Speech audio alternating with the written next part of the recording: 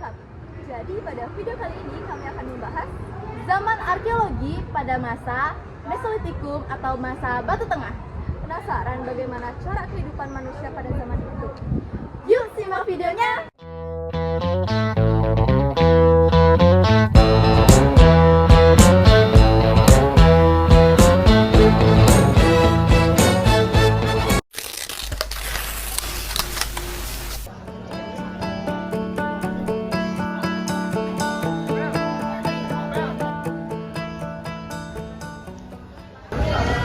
Teman-teman semuanya, kalian tahu nggak sih bagaimana kehidupan manusia pada masa Mesolitikum?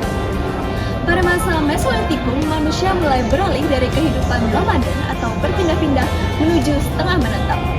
Mereka belum bercocok tanam secara tetap, tetapi menetap sementara di gua-gua kecil yang dekat dengan sumber makanan seperti pantai, sungai, dan hutan. Mereka mulai mengumpulkan hasil-hasil alam seperti buah-buahan, umbi, kerang, dan berburu hewan-hewan kecil. Pada masa ini, manusia juga sudah mulai mengolah api sehingga makanan mulai dimasak. Hal ini meningkatkan kesehatan dan daya tahan tubuh mereka.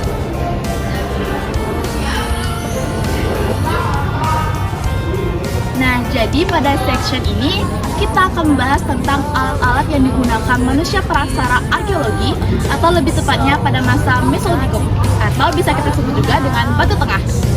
Nah, jadi alat-alat yang digunakan itu sangat banyak dan juga alat-alat ini lebih halus dan lebih bervariasi pada masa sebelumnya karena alat-alat ini terdiri dari alat batu dan juga alat tulang, di mana alat ini sudah lebih diasah dan juga sangat tajam.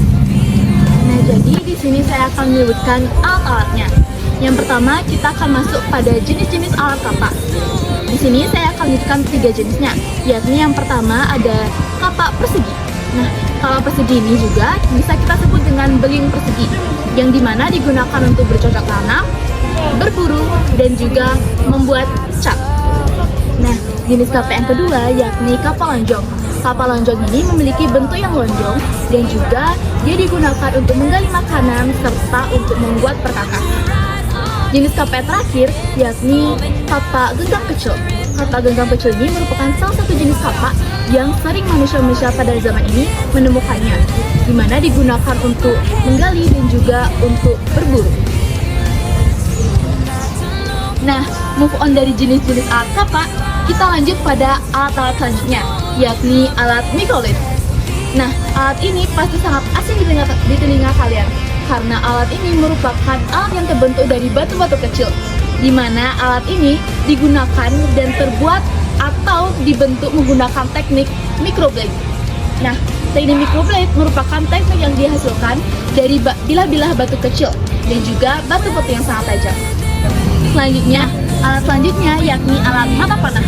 Alat mata panah ini digunakan untuk berburu pada manusia zaman ini atau zaman Mesolitikum, di mana alat ini terbuat dari batu dan juga tulang.